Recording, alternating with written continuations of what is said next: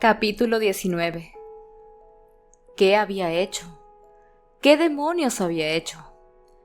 El corazón le martillaba desbocado en el pecho mientras corría ciegas primero por una calle, después por otra, intentando desesperadamente orientarse. Aunque le costaba pensar con claridad, lo corroía el espantoso presentimiento de que había cruzado una línea que ya no iba a poder descruzar. La avenida daba la impresión de estar llena de ojos. Había pocos peatones y conductores, pero incluso la atención de esa minoría se le antojaba abrumadora. Coriolanus se metió en un parque y se refugió entre las sombras, en un banco rodeado de arbustos.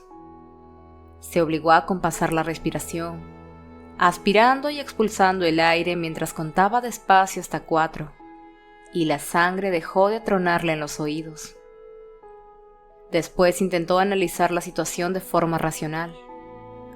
Está bien, había soltado en el tanque de las serpientes el pañuelo impregnado con el olor de Lucy Gray, que hasta esos momentos llevaba guardado en el bolsillo exterior de su mochila. Lo había hecho para que no la mordieran, como ocurrió con Clemencia, para que no la mataran. ¿Porque la quería? ¿O porque quería que ganase los Juegos del Hambre y le garantice el premio Plint? En tal caso, había hecho trampa para ganar. No había vuelta de hoja. «Espera un momento. Tú no sabías si esas serpientes irían a parar a la arena», pensó.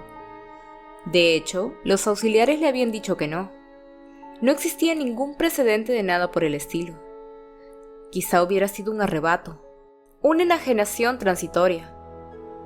Además, aunque las serpientes acabasen en la arena, cabía la posibilidad de que Lucy Gray jamás tropezara con ellas. El sitio era enorme, y dudaba que las serpientes se dedicasen a ir por ahí atacando a la gente a diestro y siniestro.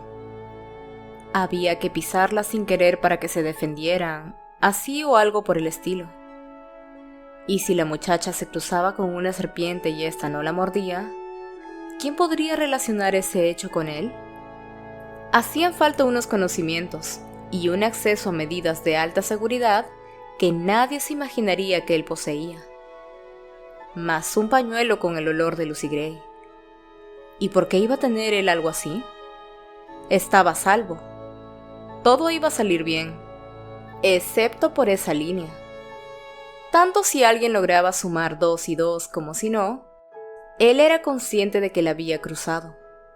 Le constaba, de hecho, que llevaba bastante tiempo haciendo equilibrio sobre ella, como cuando se llevó la comida de sellanos de la academia para dársela a Lucy Gray. Había sido una pequeña infracción, motivada por su deseo de mantenerla con vida y su enfado por la negligencia de los vigilantes de los juegos. En esa ocasión, podría haber alegado como excusa un mínimo de decencia humana, pero no había sido un incidente aislado. Ahora lo veía todo con claridad. El resbaladizo tobogán por el que llevaba semanas deslizándose, empezando por las sombras de sellanos y terminando con él en ese banco, aterido en la oscuridad de un parque desierto. ¿Qué lo esperaba al final de esa pendiente si no lograba frenar su caída? ¿De qué más sería capaz? Bueno, pues ahí estaba. Hasta ahí había llegado. Si no tenía honor, no tenía nada. Se acabaron los engaños, se acabaron las estrategias, se acabaron las justificaciones. A partir de ese momento se regiría por un código de estricta sinceridad, y si terminaba mendigando en las calles, al menos sería un pordiosero decente. Sus pies lo habían llevado lejos de casa, pero se dio cuenta de que el piso de los Plint quedaba a escasos minutos de distancia. ¿Por qué no se dejaba caer por allí? Un avox con uniforme de doncella le abrió la puerta y, por señas, se ofreció a guardarle la mochila. Coriolanus dijo que no hacía falta, y le preguntó si Sejanus estaba ocupado. La criada lo condujo a una sala de estar y le indicó que tomara asiento. Mientras esperaba, el muchacho admiró el mobiliario con ojo experto. Maderas nobles, alfombras tupidas, tapices con bordados, un busto de bronce. Aunque el exterior de la residencia no fuese espectacular, no habían reparado en gastos con el interior. Lo único que necesitaban los Plint para consolidar su estatus social era una dirección en el corso. La señora Plint irrumpió hecha un torbellino de disculpas y harina. Sejanus, al parecer, se había acostado temprano, y a ella la había pillado en la cocina. ¿No le apetecía pasar a la planta de abajo un momento y tomar una taza de té? ¿O debería tal vez servirlo allí, como habían hecho los Snow? No, le aseguró Coriolanus. En la cocina le parecía bien.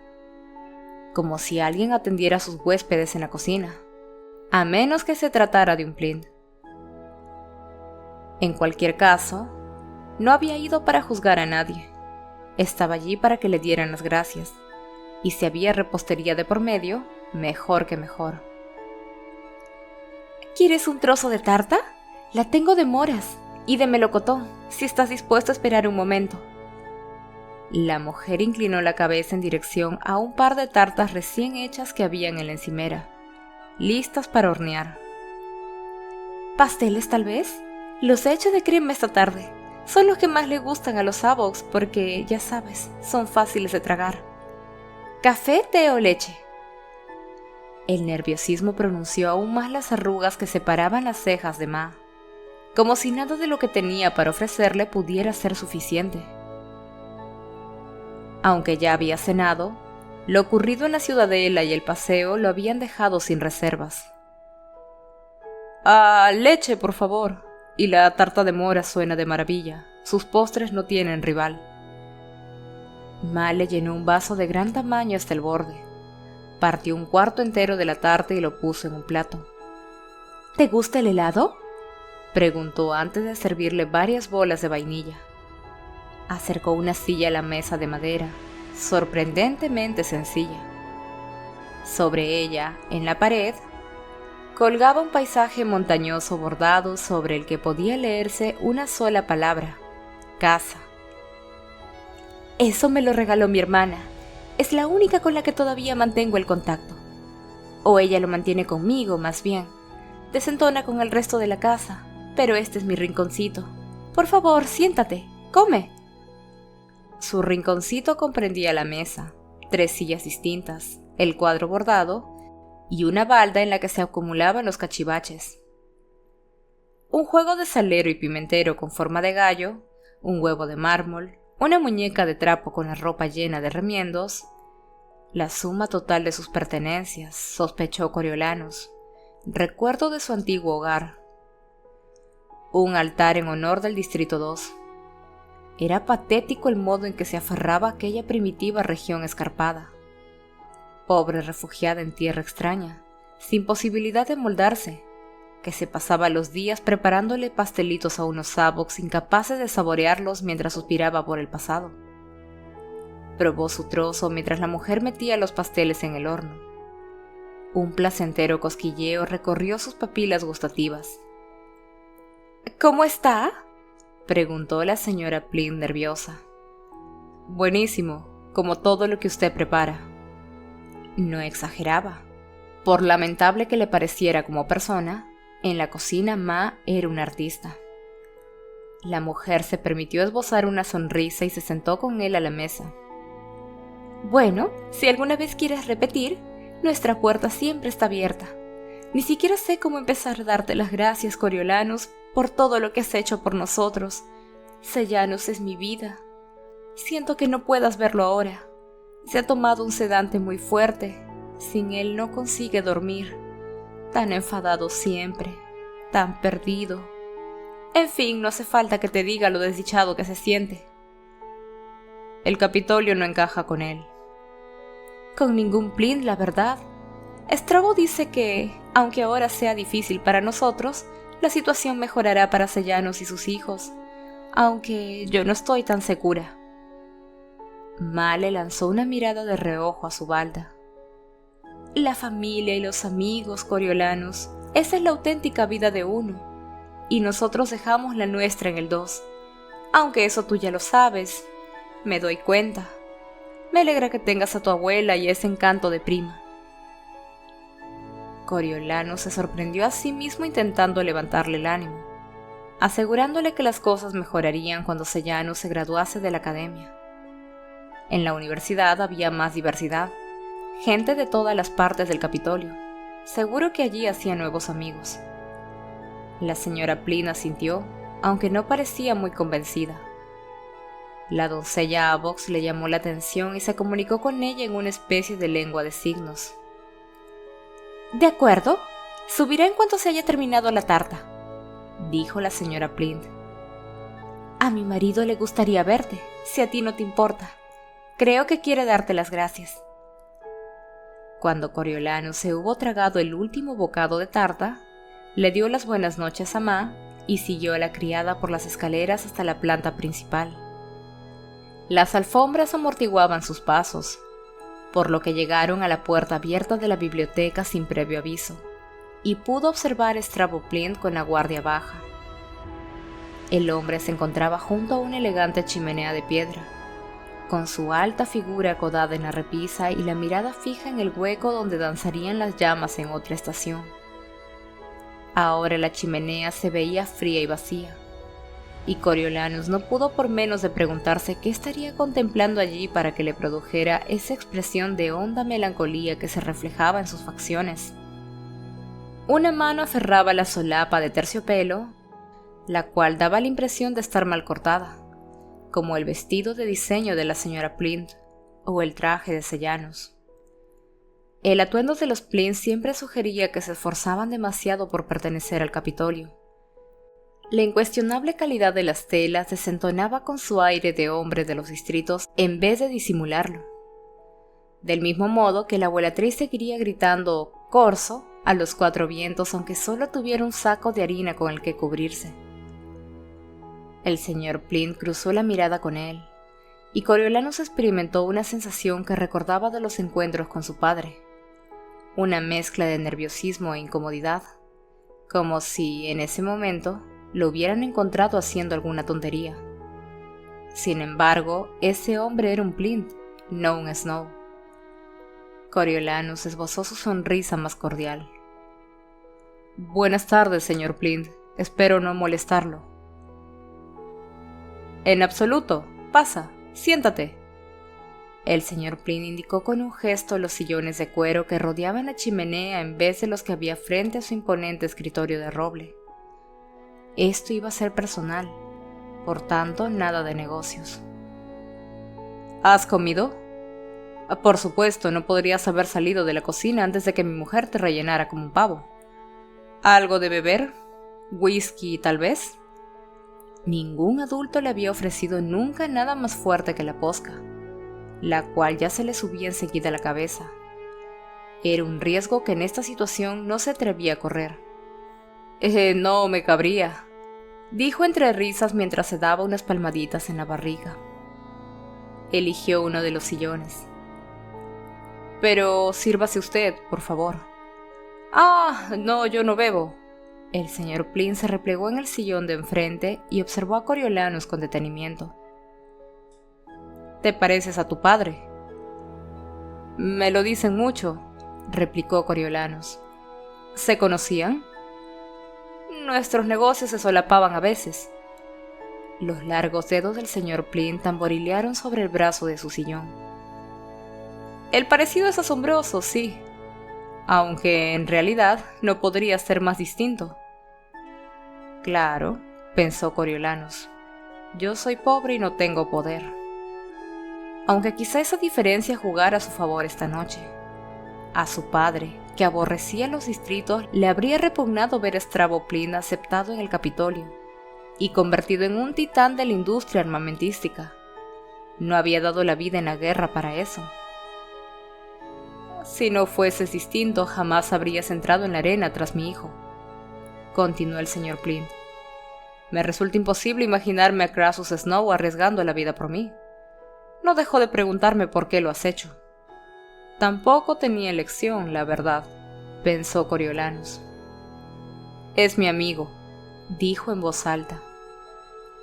«Da igual cuántas veces lo oiga, me sigue costando creerlo. Sin embargo, Sejanus se fijó en ti desde el principio. Quizás sea porque te pareces más a tu madre, ¿no crees? Siempre se portó bien conmigo cuando venía aquí por trabajo, antes de la guerra, a pesar de mis orígenes. Una dama de la cabeza a los pies. No la olvidaré nunca.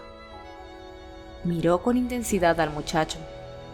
¿Eres como tu madre? La conversación no estaba discurriendo por los cauces que Coriolanos había previsto. ¿Dónde estaba la promesa de una gratificación económica? No podía dejarse convencer para aceptarla si antes no se la ofrecían. Quiero pensar que sí, en algunos aspectos. ¿En cuáles?, preguntó el señor Plint. Aquel interrogatorio estaba empezando a darle mala espina. ¿En qué aspecto se parecía, siquiera de lejos, a la tierna y cariñosa mujer que todas las noches lo había arrullado con sus canciones hasta que se quedaba dormido? Bueno, compartíamos nuestra afición por la música. ¿Era eso cierto? A su madre le gustaba la música y a él no le disgustaba, pensó. La música, murmuró el señor Plint, como si Coriolanos hubiera dicho algo tan frívolo como nubes de algodón. Y me parece que los dos creíamos que la buena suerte era algo que había ganarse un día tras otro, en vez de darla por sentado, añadió. No tenía ni idea de lo que quería decir con eso, pero dio la impresión de haber hecho mella en el señor Plint. Estaría de acuerdo con eso, dijo el hombre tras unos instantes de reflexión. Ah, me alegro. Bueno, sí, pues... Sejanus, le recordó Coriolanus. El cansancio pareció apoderarse del semblante del señor Plint. Sejanus, gracias por salvarle la vida, por cierto. No hay de qué. Lo dicho, es mi amigo. Había llegado el momento. La oferta de dinero, la negativa, la persuasión, la aceptación. Bueno, en fin, supongo que deberías volver a casa. Tu tributo todavía sigue en los juegos, ¿verdad? Desconcertado, Coriolanos se levantó de la silla. Ah, sí, tiene razón, solo quería ver cómo estaba Sejanus. ¿Se reincorporará pronto a clase? ¿Quién sabe? En cualquier caso, gracias por venir. Faltaría más, dígale que lo echamos de menos. Buenas noches. Buenas noches. El señor Plint se despidió de él con un cabeceo. Nada de dinero, ni siquiera un apretón de manos. Coriolanos salió de allí tan perplejo como decepcionado. La bolsa llena de comida y el trayecto hasta casa con chofer no estaban mal como premio de consolación, pero, en el fondo, su visita había sido una pérdida de tiempo. Sobre todo porque los deberes de la doctora Gaul todavía estaban esperándolo. Esa redacción que supuestamente contribuiría en gran medida a reforzar sus opciones al premio, ¿por qué siempre se lo tenían que poner todo tan difícil? Coriolanus le contó a Tigris que había ido a ver a Sejanus y, en lugar de pedirle más explicaciones que justificaran por qué había llegado tan tarde, su prima le preparó una taza del té de jazmín especial. Una indulgencia, como dilapidar las fichas, pero ¿qué más daba ya? Se sentó, dispuesto a ponerse manos a la obra, y apuntó en una hoja las 3 palabras que empezaban por C. Caos, control. ¿Cuál era la tercera? Ah, sí, compromiso. ¿Qué sucedería si nadie controlase la humanidad? Ese era el tema que debía abordar. Él había dicho que desataría el caos y la doctora Gaul le había pedido que empezara por ahí. Caos, desorden y confusión extremos, como estar en la arena, en palabras de la doctora Gaul. Lo que ella había calificado de oportunidad extraordinaria, transformadora, Coriolanus pensó en lo que había sentido cuando estaba en la arena, donde no había ni normas ni leyes, donde los actos de uno no tenían consecuencias. La aguja de su brújula moral había oscilado alocadamente, sin rumbo. Impulsado por el terror que le producía ser una presa en potencia, que poco había tardado en convertirse en el depredador, sin el menor reparo en golpear a Bobbin hasta matarlo. Se había transformado, sin duda, aunque no en algo de lo que se enorgullecía. Y al ser un Snow, poseía un mayor dominio de sí mismo que la mayoría. Intentó imaginarse qué ocurriría si el mundo entero se rigiera por esa misma ausencia de reglas, sin consecuencias. La gente cogería lo que quisiera, cuando quisiera, y mataría para conseguirlo si era preciso. El instinto de supervivencia sería el motor de todas las cosas. Durante la guerra, había días en los que el miedo les impedía salir del piso. Días en los que la falta de ley había convertido al mismísimo Capitolio en una arena.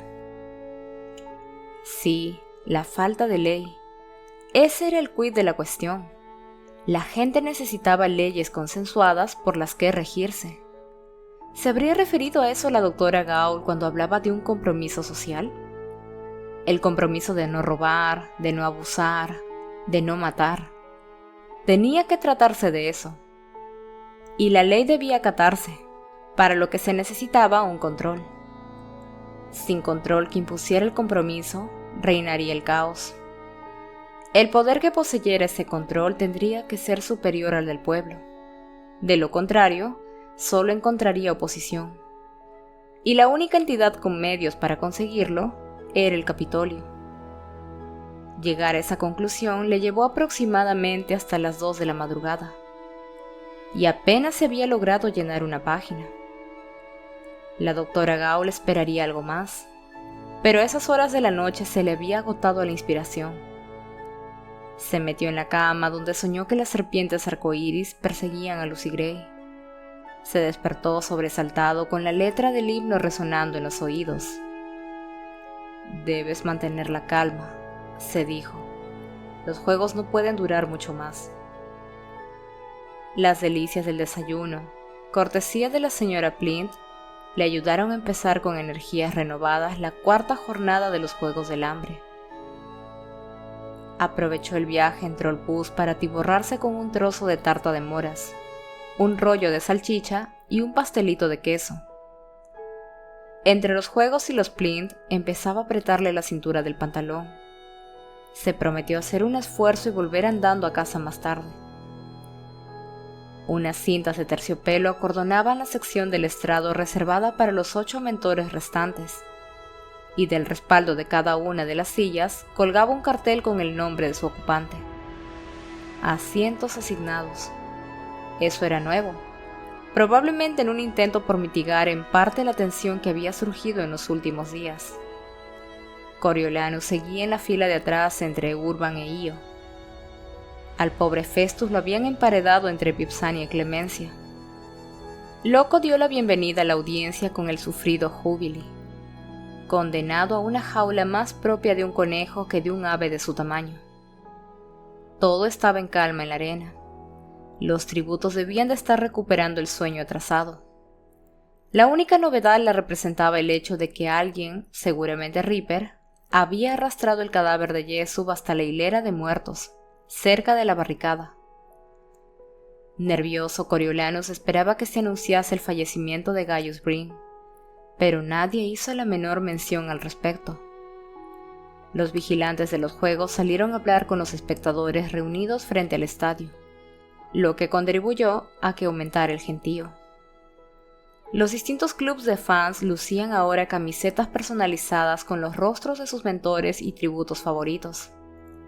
Y Coriolanus se sintió halagado y cohibido a un tiempo al ver su propia imagen devolviéndole la mirada desde la pantalla gigante. La primera tributo no hizo su aparición hasta media mañana, y la multitud tardó unos instantes en reconocerla. «¡Es Gubi!», exclamó Hilarius aliviado. «¡Está viva!». Coriolanus recordaba haber pensado que la chiquilla era muy flaca, pero ahora parecía un esqueleto. Sus brazos y piernas eran frágiles ramitas y tenía las mejillas hundidas. Se quedó agazapada en la boca de uno de los túneles con su mugriento vestido de rayas, los párpados entornados para protegerse del sol y aferrada a una botella de agua vacía. «Aguanta, Gubi, la comida ya está en camino», exclamó Hilarius, mientras aporreaba los botones del brazalector. La niña no debía de contar con muchos patrocinadores, pero siempre había alguien dispuesto a apostar por una causa perdida. Lépido se situó junto a él, e Hilarius se dedicó a enumerar las virtudes de Gubi. Calificó su escasa presencia de talento para el sigilo, asegurando que desde el principio habían trazado la estrategia de ocultarse y evitar el terreno. «Y mírala, entre los 8 finalistas», dijo Hilarius cada vez más animado, mientras media docena de drones surcaban la arena en dirección a su tributo. «Ahí están sus víveres, solo tiene que aprovisionarse y volver a esconderse». Los paquetes comenzaron a caer sobre Gubi, que levantó las manos en su dirección aturdida. Tanteó el suelo, localizó una botella de agua y desenroscó el tapón con dificultad. Bebió varios tragos con avidez, apoyó la espalda en la pared y soltó un eructo. Un fino reguero plateado se deslizó por la comisura de sus labios, y la pequeña se quedó inmóvil. La audiencia continuó observándola durante unos instantes, sin comprender qué ocurría. «Está muerta», anunció Urban. «No, no está muerta, solo está descansando», lo corrigió Hilarius. Sin embargo, cuanto más tiempo pasaba, Gubi mirando sin parpadear al sol cegador, más costaba creerlo. Coriolanus examinó aquel hilillo de baba, ni demasiado transparente ni ensangrentado, aunque de una tonalidad un tanto sospechosa, y se preguntó si por fin Lucy Gray habría conseguido sacarle partido al veneno para ratas. Habría sido fácil envenenar el último trago de agua de una botella y dejarla abandonada en cualquier túnel. Gubi, desesperada, no se lo habría pensado 2 veces antes de acabársela. Pero nadie más, ni siquiera Hilarius, daba la impresión de notar nada raro. «No sé», le dijo Lépidos a Hilarius. «Me parece que tu amigo tiene razón». Transcurrieron 10 largos minutos sin que Gubi diera señales de vida antes de que Hilarius se rindiese a la evidencia y se levantara de la silla. Lepidus volvió a cubrirlo de halagos, e Hilarius, aunque decepcionado, reconoció que las cosas podrían haber salido peor. «Ha logrado resistir mucho tiempo, a pesar de su estado. Ojalá hubiera salido antes, así habría podido alimentarla. Pero creo que puedo irme con la cabeza bien alta. Octavos de final no es moco de pavo». Coriolanus repasó mentalmente su lista. Los 2 tributos del Distrito 3, los 2 del 4, Dredge y Reaper. Eso era lo único que se interponía entre Lucy Gray y la victoria. 6 tributos y una generosa dosis de buena suerte. El fallecimiento de Gubi pasó inadvertido durante un buen rato en la arena. Ya era casi la hora de comer cuando Reaper salió de la barricada, todavía con su bandera a modo de capa. Se aproximó a Gubi con cautela, pero si la mocosa no había representado ninguna amenaza en vida, muerta aún mucho menos. Reaper se acuclilló junto a ella, cogió una manzana y frunció el ceño mientras estudiaba de cerca el cadáver. «Lo sabe», pensó Coriolanus, «o por lo menos sospecha que no ha muerto de causas naturales». Reaper soltó la manzana, cogió a Gubi en brazos y se dirigió al rincón de los tributos sin vida, abandonando el agua y la comida en el suelo. «¿Lo ven?», dijo Clemencia sin dirigirse a nadie en particular. «¿Ven lo que tengo que soportar? A mi tributo le falta un tornillo». Supongo que tienes razón», replicó Festus. «Perdona por lo de antes». Y eso fue todo. La muerte de Gubi no despertó sospechas fuera del estadio, y dentro el único que había sentido algún recelo fue Reaper. Lucy Gray no era de las que se dejaban nada al azar. Quizá hubiese elegido como objetivo a la frágil Gubi precisamente porque el estado de la pequeña ya de por sí era delicado. Entonces eso serviría para enmascarar su envenenamiento. Experimentó una nueva punzada de frustración por no poder comunicarse con ella y actualizar la estrategia juntos. Con tan pocos competidores activos, ¿seguiría siendo lo más acertado ocultarse o le convendría representar un papel más agresivo. Coriolanus, por supuesto, no sabía nada. La muchacha podría estar colocando alimentos envenenados por la arena en esos mismos instantes. En tal caso necesitaría más, y él no podría proporcionárselo si ella no daba la cara. Pese a no creer en la telepatía, intentó proyectarle sus pensamientos. «Déjame ayudar, Lucy Gray, o por lo menos hazme alguna señal para que sepa que aún estás bien». Tras meditarlo un momento, añadió: «Te echo de menos». Reaper ya había vuelto a los túneles para cuando los tributos del Distrito 4 se animaron a rapiñar los víveres de Gubi. Su absoluta despreocupación por su origen reafirmó a Coriolanus en la teoría de que cualquier posible envenenamiento pasaría desapercibido. Se sentaron allí mismo donde Gubi había exhalado su último aliento. Devoraron hasta la última migaja y regresaron a su túnel. Misen renqueaba al andar, pero incluso así seguiría siendo rival para cualquiera de los tributos supervivientes si alguno se atrevía a saltarlo. Coriolanus se preguntó si, al final, todo se reduciría a la decisión que tomaran Coral y Misen sobre qué tributo del Distrito 4 se iba a llevar la corona. En todos los años que llevaba en la escuela, Coriolanus no había dejado nunca una ración del comedor sin terminar. Pero las alubias con fideos servidas en recipientes desechables le habían revuelto el estómago. Hinchado todavía después de haberse atiborrado con el desayuno de los Plint, se sentía sencillamente incapaz de tragar ni una sola cucharada más. A fin de evitar una reprimenda, cambió su plato lleno por el que acababa de rebañar Festus. «Toma, el sabor de las alubias me recuerda a la guerra». «A mí me pasa con las gachas de avena. Es aspirar ese olor y me dan ganas de correr a refugiarme en un búnker», dijo Festus, que no tardó en dar cuenta del inesperado regalo. «Gracias, esta mañana se me pegaron las sábanas y me perdí el desayuno». Coriolanus esperaba que las alubias no fuesen un mal presagio. Después se regañó a sí mismo. Ese no era el momento más indicado para volverse supersticioso. Necesitaba mantener la cabeza despejada, mostrarse cordial ante las cámaras y dejar que transcurriera otra jornada. Lucy Gray debía de tener mucha hambre. Planeó el siguiente envío de alimentos mientras se tomaba su agua a pequeños sorbos. Después de la marcha de Hilarius, las 3 sillas de los mentores restantes se habían centrado en la fila de atrás, y Coriolanus retomó su puesto en el centro, como el juego de las sillas musicales, había dicho Domitia. Así era, y allí estaban las mismas personas con las que él había jugado en su infancia. Si alguna vez tenía hijos, y planeaba que así fuese algún día, ¿pertenecerían aún a la élite del club social del Capitolio? ¿O se verían relegados a círculos inferiores? Ayudaría a disponer de un amplio tejido familiar sobre el que sustentarse. Pero Tigris y él eran los únicos Snow de su generación. Sin ella, Coriolanus afrontaría el futuro en solitario. Aquella tarde no pasó gran cosa en la arena. Coriolanus seguía atento a la posible aparición de Lucy Gray, esperando una oportunidad para enviarle comida.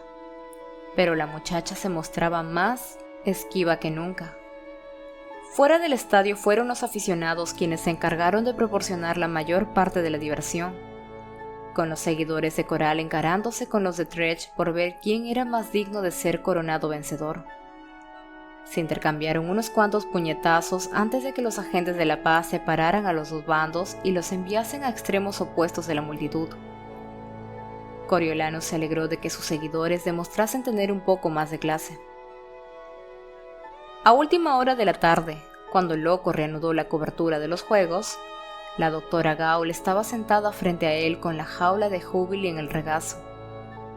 El ave se mecía delante y atrás como un niño pequeño en busca de consuelo. Loco miró a su mascota con preocupación, como si tal vez anticipara su posible desaparición en los laboratorios. «Hoy nos acompaña una invitada muy especial, la doctora Gaul, vigilante jefe de los juegos, con la que Jubilee parece hacer buenas migas. Tengo entendido que nos trae usted una triste noticia, doctora Gaul». La doctora Gaul dejó la jaula de Jubilee encima de la mesa. Así es, debido a las heridas sufridas durante la detonación en la arena de las bombas rebeldes, otro estudiante de nuestra academia, Gaius Brim, ha fallecido. Los compañeros de clase de Coriolanus prorrumpieron en gritos de indignación mientras él se esforzaba por conservar la calma. Podrían llamarlo de un momento a otro para exponer su reacción a la muerte de Gaius, pero no radicaba ahí su ansiedad. La declaración de Gaius sería pan comido. No tenía un solo enemigo en el mundo. Creo que hablo en nombre de todos al decir que la familia tiene nuestro más sentido pésame, dijo Loco. Las facciones de la doctora Gaul se endurecieron. En efecto, pero los hechos son más elocuentes que las palabras, y nuestros adversarios rebeldes dan la impresión de ser un poco duros de oído. En respuesta, hemos planeado algo especial para sus niños en la arena. ¿Activamos la conexión?, preguntó Loco. En el centro de la arena, Tesley y Cirque se acuclillaban sobre una pila de escombros y hurgaban en busca de quién sabía qué. No parecía preocuparles la presencia de Reaper sentado en lo alto de las gradas, con la espalda apoyada en la pared del estadio, envuelto en su capa. De repente, Dredge salió corriendo de uno de los túneles y se abalanzó sobre los tributos del Distrito 3, que huyeron en dirección a la barricada. Entre los miembros del público se propagó un murmullo de confusión. ¿Qué sería ese algo especial que les había prometido la doctora Gaul? La respuesta llegó en forma de un dron de gran tamaño que sobrevoló la arena, transportando el tanque de las serpientes arcoíris. Coriolanus ya casi se había convencido de que el ataque de las serpientes era fruto de una imaginación desbocada, pero la aparición del tanque puso fin a esa idea. Su cerebro había ensamblado las piezas del rompecabezas en el orden exacto. Lo que ignoraba era cómo reaccionarían las serpientes al ser liberadas. Pero él había estado en el laboratorio. La doctora Gaul no criaba perritos falderos, diseñaba armas. El inusitado cargamento captó la atención de Dredge. Quizá pensara que se le había asignado un regalo especial, porque se detuvo cuando el dron llegó al centro de la arena. Tesley y Cirque se detuvieron también, e incluso Reaper se incorporó para observar la entrega. El dron soltó el tanque descubierto a unos 10 metros del suelo. En vez de romperse, rebotó con el impacto. A continuación, tras abrirse como los pétalos de una flor, sus paredes cayeron al suelo. Las serpientes salieron disparadas en todas las direcciones, formando un estallido acrisolado en polvo. En la primera fila, Clemencia se puso en pie de un salto y profirió un alarido escalofriante, lo que provocó que Festus estuviera a punto de caerse de la silla. Su reacción parecía desmesurada en esos primeros compases, cuando la mayoría de la gente aún intentaba comprender qué era lo que mostraba la pantalla. Temiéndose que Clemencia pudiera desembuchar toda la historia, presa del pánico, Coriolanus se apresuró a levantarse y rodearla con los brazos por la espalda, sin saber muy bien si pretendía consolarla o inmovilizarla. Clemencia se quedó rígida pero callada. «No están aquí, están en la arena», le dijo el muchacho al oído. «Estás a salvo». Sin embargo, continuó sujetándola mientras los acontecimientos se precipitaban. Quizá por pertenecer a un distrito maderero, Dredge estaba familiarizado con las serpientes. En cuanto surgieron del tanque, el tributo giró sobre los talones y corrió tan deprisa como le fue posible en dirección a las gradas. Sorteó los cascotes brincando como una cabra y prosiguió la marcha mientras saltaba por encima de los asientos a medida que ascendía. Los instantes de confusión iniciales que había experimentado Tesley y Cirque le salieron muy caros. Tesley llegó hasta uno de los mástiles y consiguió trepar unos cuantos metros, pero Cirque tropezó con una vieja lanza oxidada y las serpientes le dieron alcance. Una docena de pares de colmillos le perforaron el cuerpo antes de que, aparentemente satisfechas, las serpientes reanudaron la marcha. Franjas de rosa, amarillo y azul comenzaron a vetear el cuerpo del muchacho mientras sus heridas bombeaban un pus brillante. Más pequeño que Clemencia, con el doble de veneno en su sistema, Silk se esforzó por respirar durante aproximadamente 10 segundos antes de morir. Teslie se quedó mirando su cuerpo inerte, sollozante y aterrorizada, aferrada al mástil. A sus pies se acumulaban las serpientes con la cabeza erguida y danzando alrededor de la base. La voz superpuesta de Loco atronó mientras se desarrollaba la escena. ¿Qué ocurre? Esas serpientes son mutos desarrollados en los laboratorios del Capitolio, informó la doctora Gaul a los espectadores. Crías, nada más, pero una vez adultas serán más veloces que cualquier persona, y no les costará nada subir ese poste. Están diseñadas para cazar seres humanos y reproducirse rápidamente, a fin de reemplazar sin dificultad cualquier posible baja que sufran. En esos momentos, Stretch se había encaramado a la estrecha repisa que había encima del marcador, mientras que Reaper se había refugiado sobre el tejado de la cabina para la prensa. Las pocas serpientes que habían conseguido superar los escombros se arracimaban ahora a sus pies, en las gradas. Los micrófonos capturaron el sonido amortiguado de los gritos de una chica. «Tienen a Lucy Gray», pensó Coriolanus desesperado. «El pañuelo no ha funcionado». Sin embargo, en ese momento, Misen salió como una exhalación del túnel más próximo a la barricada, con una vociferante coral pisándole los talones. Una serpiente solitaria colgaba del brazo de la muchacha. Se la quitó tirando de ella, pero varias docenas empezaron a perseguirla y a morderle las piernas en cuanto su congénere hubo tocado el suelo. Misen se desentendió del tridente y de un gran salto llegó al mástil que se erguía delante de Teslie. A pesar de la rodilla lastimada, redujo a la mitad su marca anterior en el ascenso a lo alto. Una vez arriba, pudo ser testigo de los agónicos, aunque afortunadamente breves, instantes finales de coral. Con los objetivos del suelo eliminados, la mayoría de las serpientes se reagruparon debajo de Teslie. La muchacha comenzó a perder asidero y gritó, pidiéndole ayuda a Misen, pero este se limitó a sacudir la cabeza, con más confusión que crueldad. Los miembros del público empezaron a cuchichear entre ellos, aunque Coriolanus ignoraba por qué. Cuando los murmullos del salón se aquietaron, percibió lo que los oídos más agudos ya habían captado. En alguna parte, muy tenuemente, alguien cantaba en la arena. Su chica.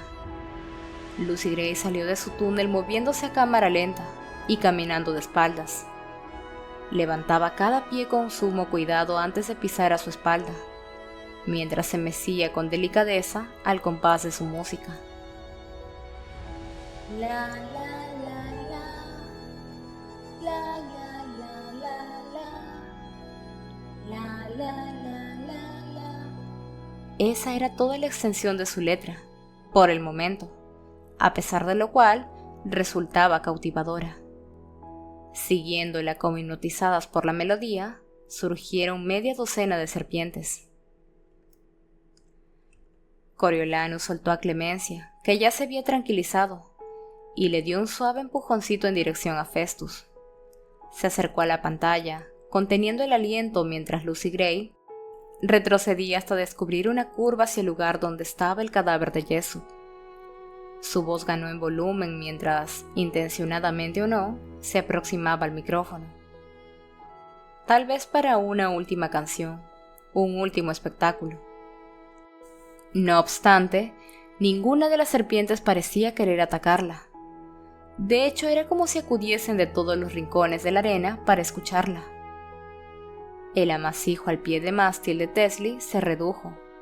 Unas cuantas se dejaron caer de las gradas y docenas más salieron reptando de los túneles para sumarse a una migración generalizada que tenía Lucy Gray por destino. La rodearon, procedentes de todo el estadio, impidiéndole que siguiera retrocediendo. Los sinuosos cuerpos brillantes ondulaban sobre los pies descalzos del atributo. enroscándosele en los tobillos cuando se sentó, muy despacio, en un gran trozo de mármol. Usó la punta de los dedos para extender los volantes sobre el suelo cubierto de polvo, a modo de invitación. Las serpientes confluyeron a su alrededor hasta que la tela descolorida se desvaneció para transformarse en una radiante falda de reptiles entretejidos.